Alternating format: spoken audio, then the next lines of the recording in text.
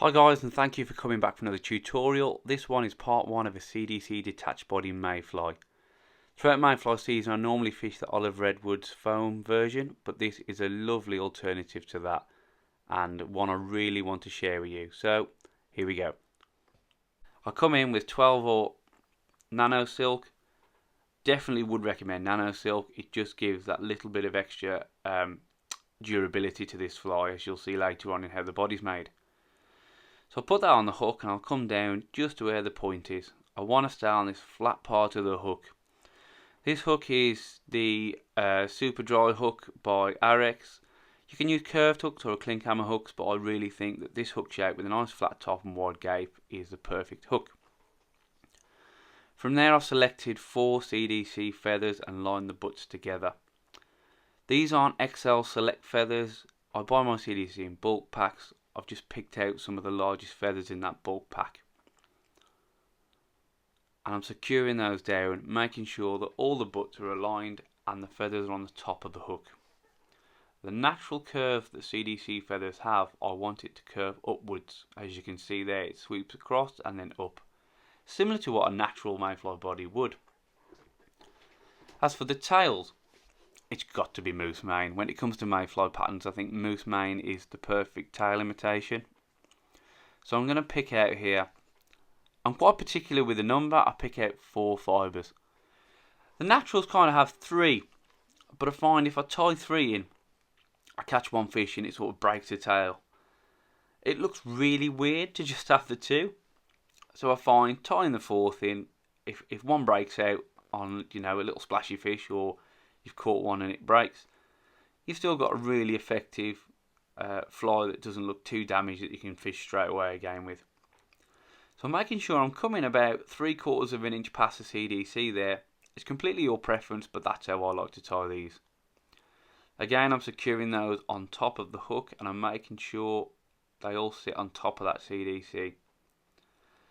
Trim away the butt ends and tie them down.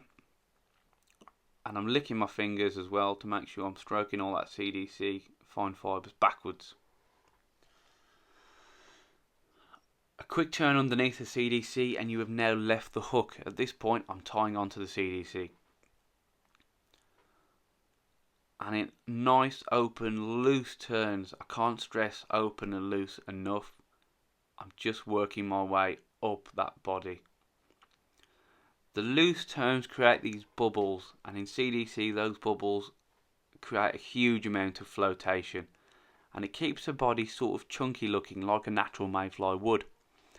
I don't want it to go too tight and too thin looking. Floatability is reduced and it just looks a little bit skinny. So I'm going to work my way up, just adding a little bit of tension on the tips of the CDC and the moose mane to make sure everything stays neat. And you can pretty much stop whenever you want with this fly. I tie some with shorter bodies to represent the smaller males.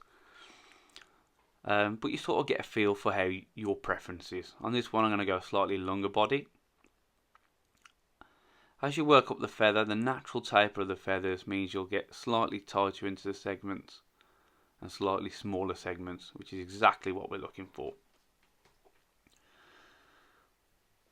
Making sure, still keeping those moose mane fibres on top. I apologise, it's all fingers and thumbs in this tutorial, but there's no other way of doing it. So sorry, there's a lot of manky fingers blocking the camera. I'm now at the point where I want to stop. This point here is crucial. Add tension and put 3 locking turns on top of each other. Don't worry, I can assure you 3 locking turns, one after the other, bit of tension, and it won't budge. From there, cock that body upwards and just do loose open turns. By cocking it upwards, you actually let gravity and the weight of the bobbin sort of create the nice loose turn as we go down. As you can see, I'm making a crisscross pattern here. You don't have to be uniform with it, but I don't really want to squash any of the open loose bubbles in the body that I've already made. So I'm just going to come nice and loose back down. It's important not to panic and try and rush back onto the hook. I know I used to do that when I first started tying these. Just make sure that you get back on the hook when you naturally should there. From here a few turns and the body is now safe. I'm lifting up my moose mane, pull the CDC, and you need to trim this off as close as you can without cutting that thread. It's okay if you leave a little bit of a stub there, it makes no difference to the fly. And now just trim off all the little sticking out fibres. I personally like it actually when you catch a few fish and it looks a bit scruffy. I think it really adds to the lifelike appeal of the fly. But for this purpose I'm just going to trim off some of the longer ones. You can see the natural curve of that body now in the stems creates this lovely upward sweep. It creates this lovely shape. You can actually manipulate, you can bend those stems to whichever way you like. So if it's like a big dun hatch, I'll bend it upwards so the body's off the surface. If it's a spinafore, I'll bend it down so it lies flat in the surface. But I just whip finish off here. I create these in batches. I prefer doing all the bodies first. So I create these in batches. The body's now done.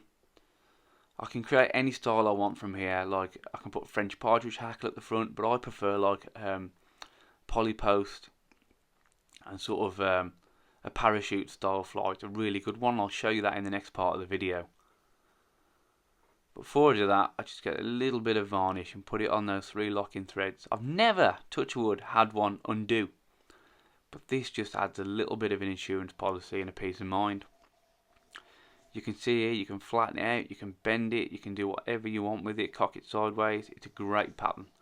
As you can see here, these are some of the ones I've just prepared in bulk, and in the next video I'll show you what I like to do to finish the fly off. So please tune in for that one, and thanks for watching.